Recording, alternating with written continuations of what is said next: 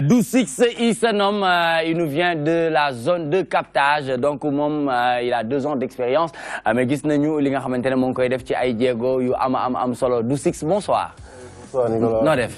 Sant alhamdulilah. Bàyyi nga am jàmm. Sant alhamdulilah. Ki ma doon? Kan nga doon? En fait, titre bi boo ko déggee ñëpp dañuy yaakaar ni ko Ego Trip la. D'accord. Genre damay wane sama bopp wax carrément kan laa doon réellement. Mais en fait c'est un morceau bi nga xam ne ça parle tout simplement de Dou6 mon rire en amitié. Donc ci biir réer boobu noonu je me cherche damay wër sama bopp par rapport ak samay àndandoo donc bu gars yi xoolee vidéo bi nañu gis que ni Dou6 dafa doon koo xam ne ci biir vidéo bi day daw di wër di tee seetu di gisaat boppam am lu koy topp donc je pense que ni loolu laa doon wane que ni genre réeroon naa mais à un moment donné aussi. gindeeku nga. effectivement dem naa ba toog ni léegi ne dinaa xam ñan lay àndal fan lay teg sama tànk et que loolu la woon quoi moo doon morceau bi ki ma doon quoi. titre bi loolu rek la woon. lan moo indi film mu def rap nekk rappeur. en fait man juste fréquentation la dama doon fréquenté benn famille boo xam ne HLM 6 la ay frère Matala Kagoula donc tout le temps samay grand la ñu woon nag man bokk naa ci gars yi gënoon tuuti ñu doon nekk ak ñoom donc tout le temps hip hop la ñuy waxtaan hip hop jamono yi waaye affaire bu dëgër bi quoi mais man c'était en 2006 underground mais man c'était en 2006 d'accord laa xam musique urbaine bi man ay mbalax comme rek booy waaye mbalax doon déglu et tout mais fréquentation mais lan nga mujj déglu ci mbalax lan moo la mujj neex ci mbalax non en fait ay 2006 boobu mooy jamono yooyu noonu nga wax jamono yooyu noonu mais bon boobu du woon uppukaay wala comme est-ce que bu waay day yem li nga CFA ñëpp bëgg CFA non mais wala fàtte nga wala non morceau boobu day fekk nga gën a nekk boy effectivement donc damay gën a nekk boy dugub boy laa woon jamono yooyu non boy la woon non boy laa woon non ñi ay accessoire lañu dugub maa tëgg percussion yi di aw Badou Ndiaye voilà vidéo boobu voilà ñu ko defee à Helsinki en 92 c'est vrai dugub maa tëgg percussion yi ndeysaan ma ne ko loolu moom li ci Khadija du tegoon moom bëriwul bi mu ay waaw en fait jamono yooyu noonu mbalax laa doon consommé donc ma leen doon fréquenté di fréquenté aussi yeneen grand yoo xam ne ci biir koñ bi lañu nekkoon di rap donc yàlla lu muy def d'accord tout le temps ma nekk ak ñoom di nekk ak ñoom et que bés rek ma tëb ne damay def comme ñoom quoi bés ma ne damay tëb damay rap ni ñoom yaa ngi may yëngal non doy na dañoo jóg ci gàmmu kon bàyyi ma gàddu microphone di improviser Dou6 dafa dopti bit non damay tirer bul ma viser non wala boog ok 1 2 1 2 mic check yow 1 2 mic check yaa ngi percussionné yaa ngi ma jéem a yëngal Dou6 dafay gàddu mic di ko pëndal improviser affaire de mind la improviser man dama koy tirer microphone bi laa dof tey nekkuma forme Dou6 ci bit dafay rap ba nga ne dof la non Dou6 dof la yow ma yëngal waay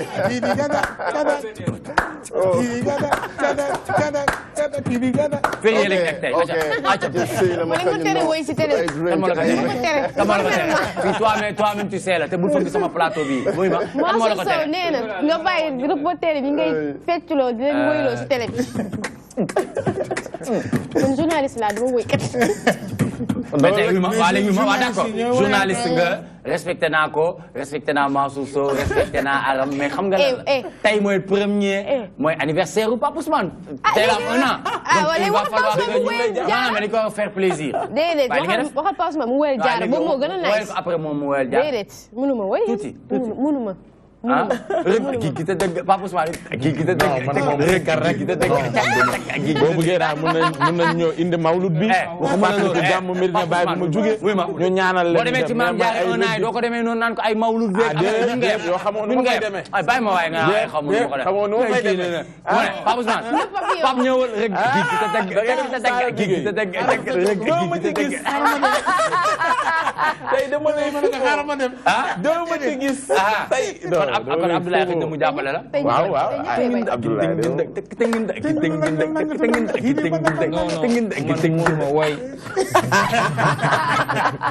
dégg naa ay blues ngeen ay blues.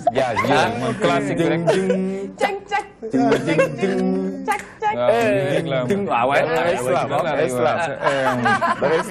C'est James Bond. Très bien, donc c'est toujours en compagnie de Dou6. Donc Dou6, 2 ans. Gis nañ ci 2 ans et def nga benn single officiel en 2014. Morceau bi nga tuddee woon ko Double Face. L'hypocrisie la wax foofu. Foofu.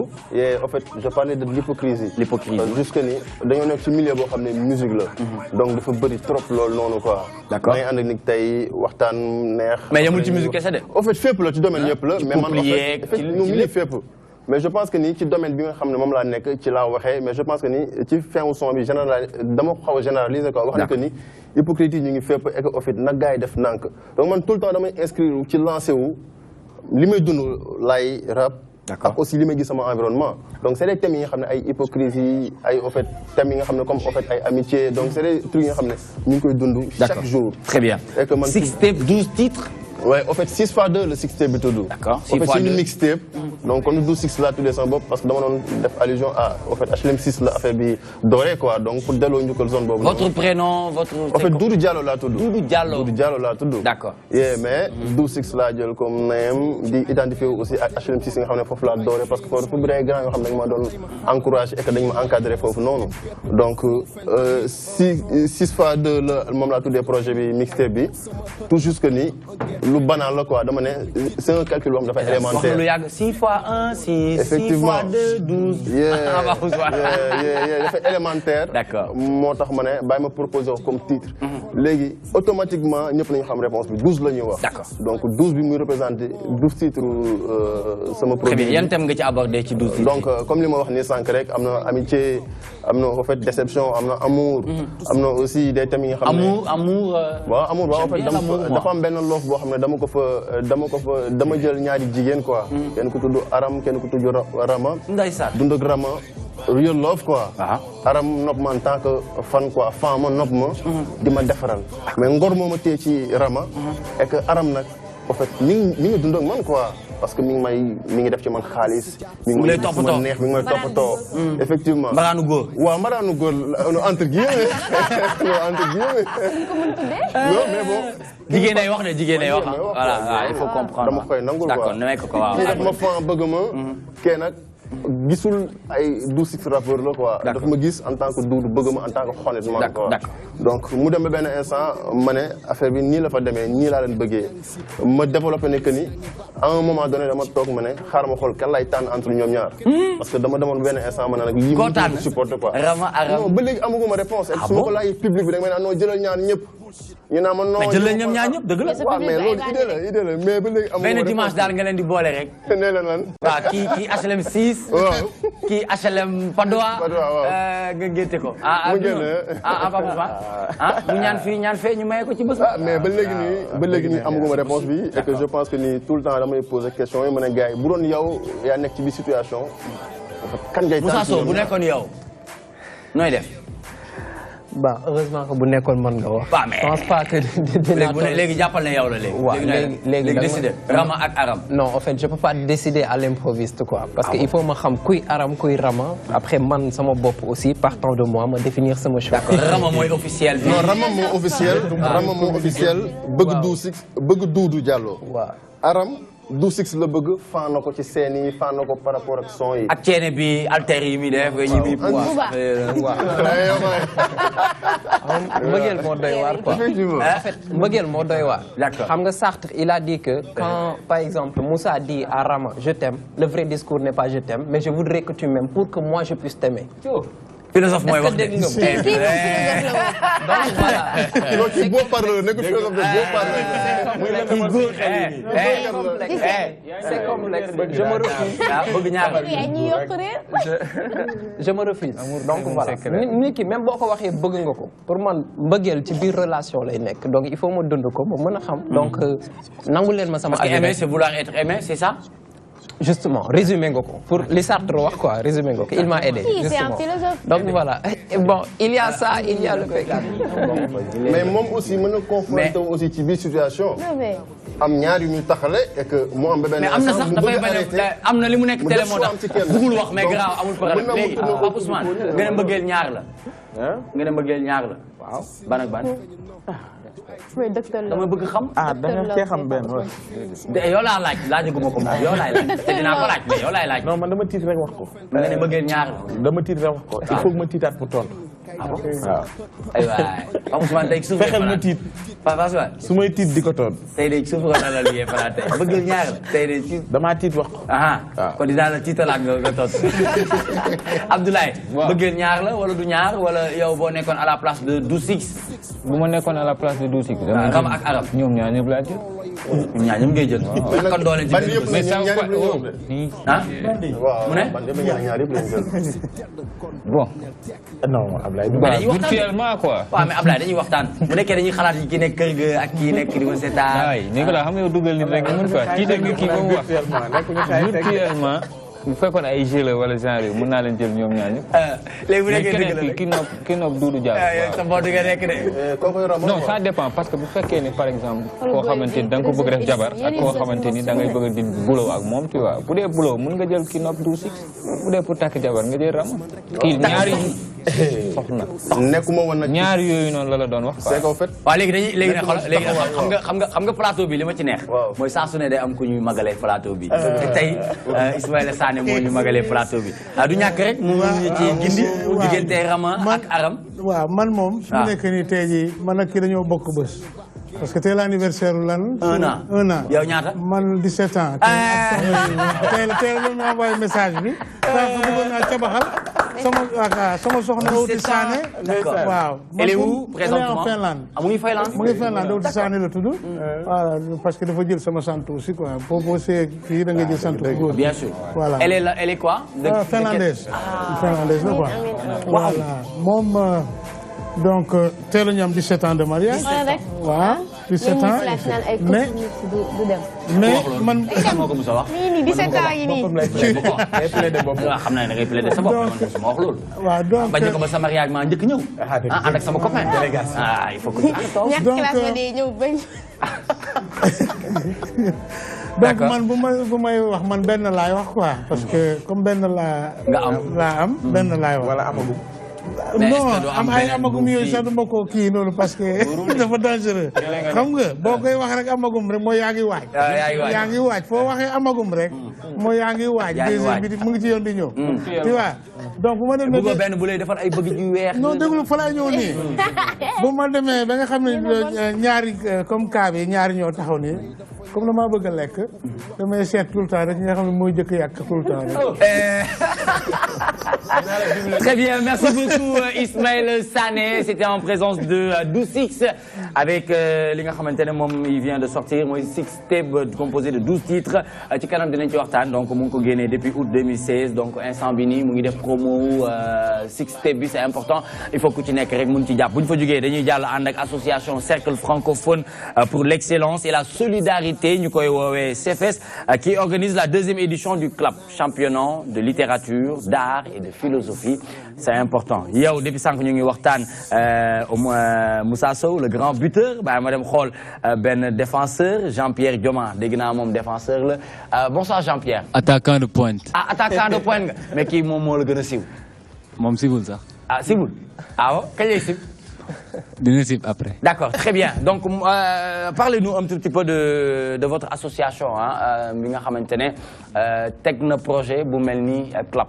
ok donc association bi buñ ko légaliser léegi comme on disait mot na 2 ans donc ñuy def ay activités sur la langue française parce que bi ñu nekkee élève nekk au lycée donc dañu amoon cette ambition là di làkk français fu ñu munti nekk donc dañoo soxla woon ay cadre en fait pour exprimer en français montrer que gars yi mën nañ làkk français mais mësuñu ko woon am mettre en compétition wane ni on comprend la langue de Molière mais amuñu ko woon.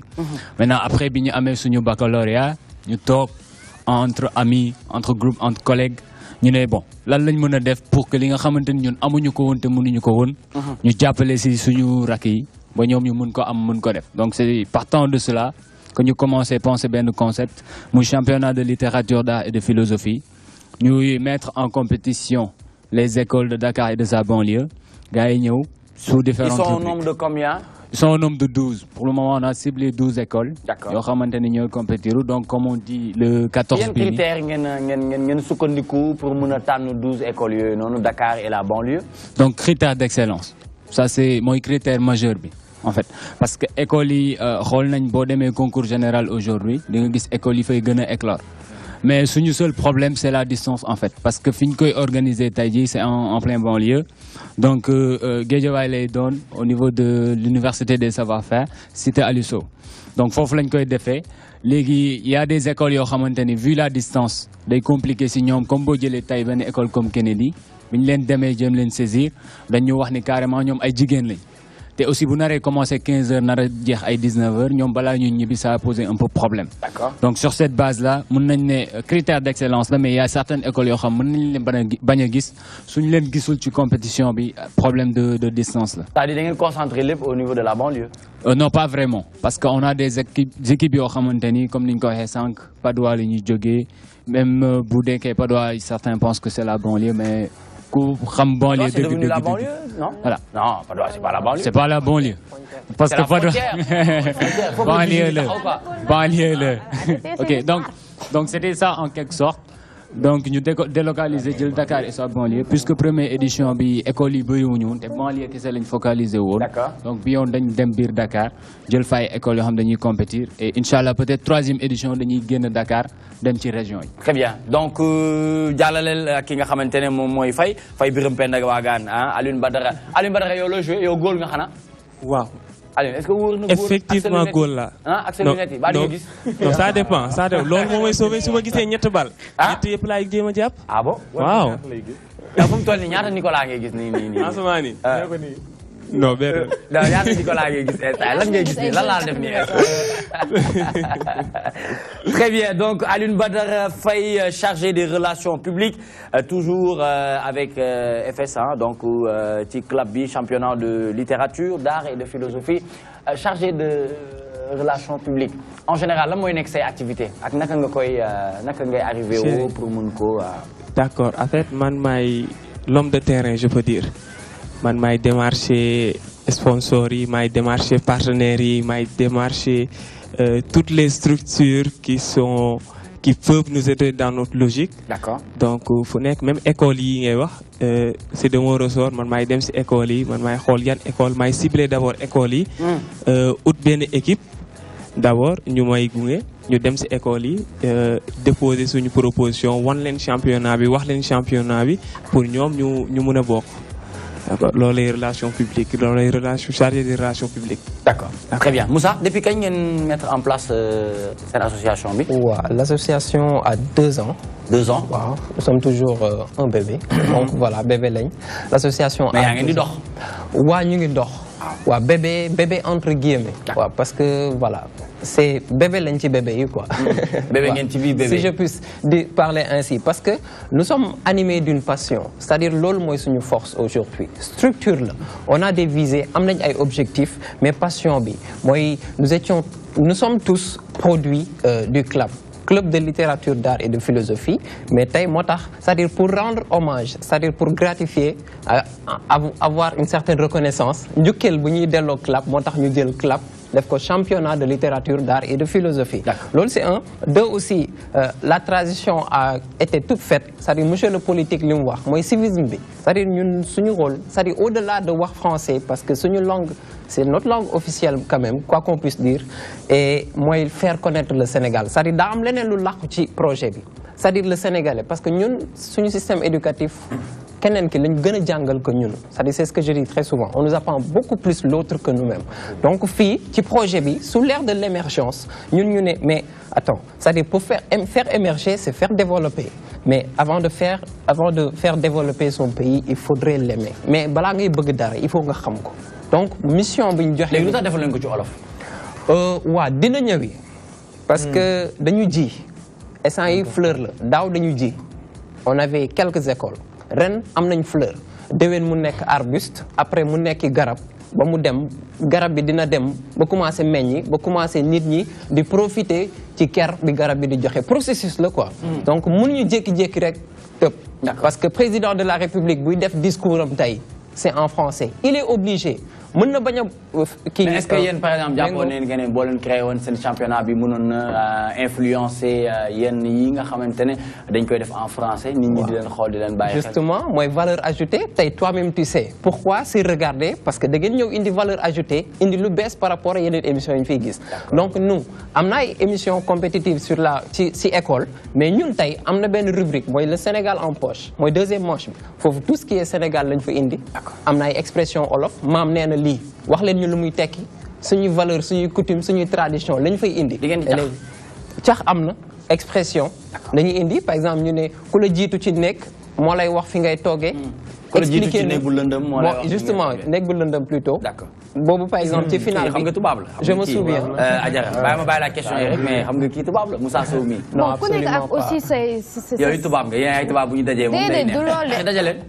non man justement fi ma bëgg ñëwee mais par rapport ak seen ay ambition parce que gis nañ ni tey quoi qu'on puisse dire que si collège yi ngeen di dem n'est-ce pas mais tey le point dëgg la moom foofu moom mooy jeunesse bi tout mais gis nañ ni tey ñu bëri si ñi nga xamante ni ñoom ñooy nekk si daara yu kaw yi comme université mënuñu exprimer wu en français da ngay dem sax jël interview des fois t'as du mal sax di teg interview bi ñenn ñi mais lu si gën a bëri man majorité bi laa parce que ñi ma rencontré ñëpp presque c'est même sac bi lañ nekk quoi donc justement est-ce que c'est par rapport à ce constat moo tax ngeen bëgg def loolu wala soit pour pouvoir un peu permettre à la jeunesse de s'exprimer bien en français en fait c'est quoi le motif justement voilà je pense que expliquer na ko c'était comme si xam nga suñu projet lan la c'est-à-dire on s'est dit la circonstance actuelle bi lan la les élèves ainsi que les étudiants dañuy am problème pour c'est-à-dire nous exprimer convenablement ci français le constat est évident il soulevé nga ko donc on s'est dit les étudiants c'est les étudiants c'est-à-dire nous tous par exemple de la structure nous sommes des étudiants c'est-à-dire nous sommes entre guillemets irrécupérables wala ñun benn structure bu ndaw lañ parce que déjà on a des problèmes pour être accompagnés par les autorités locaux ou bien autorités locales plutôt ou bien autorités étatiques publiques grandement accompagné wuñ ñu ne passion la ñuy demee mënuñ si jotagum nañu commencé ci loo xamante ni mën nañ ko téye c'est-à-dire après ñu dem c'est pas le collège c'est-à-dire lycée la donc ñu ne comme ñii ñooy nekk étudiant kon kaa ñu commencé si ñii c'est-à-dire gis nga boo defaree ci suuf bi base bi donc après ñoom ñooy yéeg bu ñu yéegee c'est facile parce que léegi dinañ influencer xam nga concurrence dafa baax ci lépp après léegi dina jox kële jom les étudiants ils vont se dire mais attends cadet yaa ngi ñëw armés nañ ils sont bien maintenant voilà tout est bien chez eux donc on est obligé de retourner parce que tey magum jëmm mënoo téye parce que boo nekkee étudiant rek nekk nga majeur c'est-à-dire mënoo téye ci loxoom ne ko kaay nii mais léegi après bon peut-être d'autres structures wala ñun peut-être bu ñu demee ba mûrir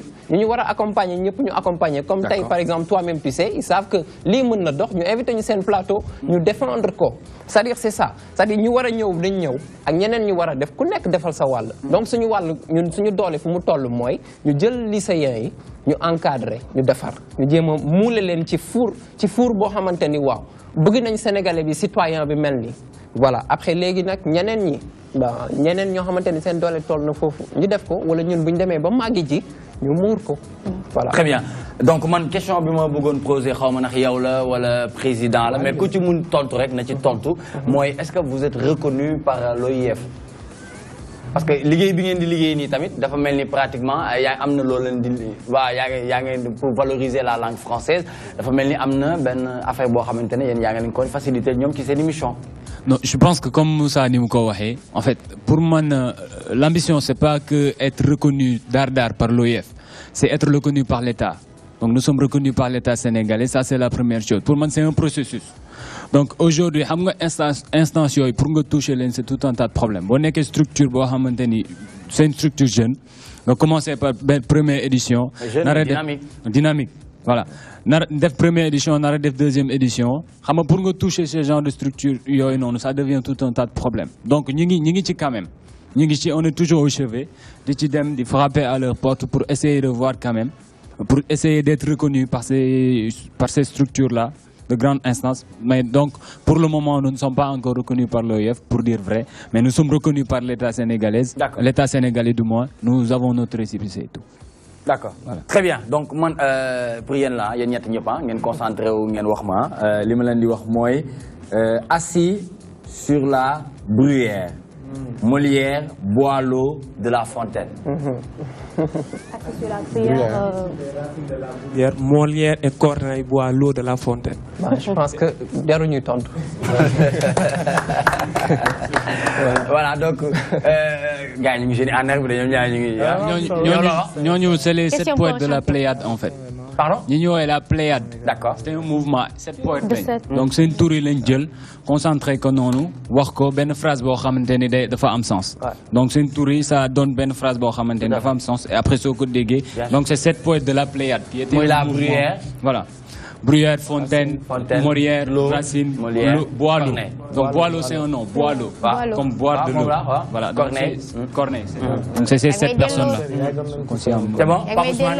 C'est une professeure, il y a en fait, des cours de philosophie, français et tout. Je trouve que l'ambition est noble. Il y a également argument. Mais le contenu, par exemple, c'est un concours. Pour nous, au moins, contenu, comment ça va se passer, disons, l'angène de jox comme matière, pour que nous puissions vraiment li jaron ñi fa ñëw quand même ñu ba paré nan ngeen leen naté niveau bi pour xamné quand même ils sont bien ou non.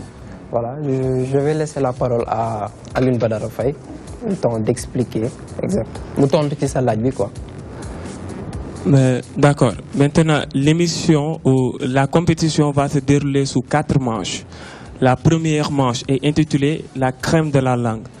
Parce que tantôt, vous l'avez dit, on a tendance à voir que les élèves et même les étudiants ne maîtrisent plus la langue française. Donc ce sera des questions sur les b.a.-ba de la langue française, c'est-à-dire la grammaire, la conjugaison, le vocabulaire et quelques expressions littéraires. La deuxième manche, c'est le Sénégal en poche, étant donné aussi que dans nos écoles, on nous apprend la Chine, les États-Unis, alors que nous sommes au Sénégal.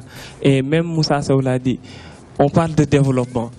Et pour développer quelque chose, il faut aimer cette chose. Et pour aimer quelque chose, il faut la connaître. Donc nous, on s'est donné pour mission, à travers le Sénégal en poche, de faire connaître de fond en comble le pays, connaître nos us et coutumes, nos grands hommes, notre histoire, la géographie et surtout l'instruction civique. Parce qu'il faut d'abord aimer nos institutions. C'est ça. La troisième, ce sera les joutes oratoires, les débats, parce que nous, élèves ou les élèves lisent, les élèves écrivent, mais ils n'ont pas ce cadre pour s'exprimer, pour donner leurs idées. Parce que nous sommes dans un pays où les jeunes n'ont pas la parole. On ne donne pas la parole. Pourquoi? Parce que les gens pensent que nous sommes l'avenir de demain, alors que nous sommes aujourd'hui. Parce que demain, nous ne serons plus jeunes, nous serons vieux ou adultes. Donc nous sommes la relève d'aujourd'hui, pas de demain. Donc nous devons donner la parole à tout le monde, les jeunes. Surtout. Très bien, c'est important. Et mais la quatrième manche, c'est le théâtre. Le théâtre en tant que genre littéraire, au même titre que le roman et la poésie, non pas comme on le voit à la télé, parce que les Sénégalais font la confusion entre théâtre, téléfilms, séries et toutes ces choses. Et ça, ce sera du théâtre classique. Du théâtre avec les règles de l'unité de ton, la bienséance, la bienveillance. Du théâtre en tant que genre littéraire au même titre que le roman et la poésie. Les 3 unités, par exemple? C'est ça, effectivement. D'accord. Donc, de manière très ramassée, c'est le concept de la compétition. Moussa Sow, question que je veux dire, pourquoi le choix de la classe de terminale? Parce que philosophie, koko wax xamna né terminale la. Pourquoi demu len delluwaat ginnaw touti dem ay seconde wala hein pour que mu gën accessible surtout ak jeunes yi nga xamantene ñom ngeen bëgg promouvoir. Waaw, en fait choix bi du rek terminal, dina am ay terminal parce que comme il a dit philosophie bi ci bokk manche la justement.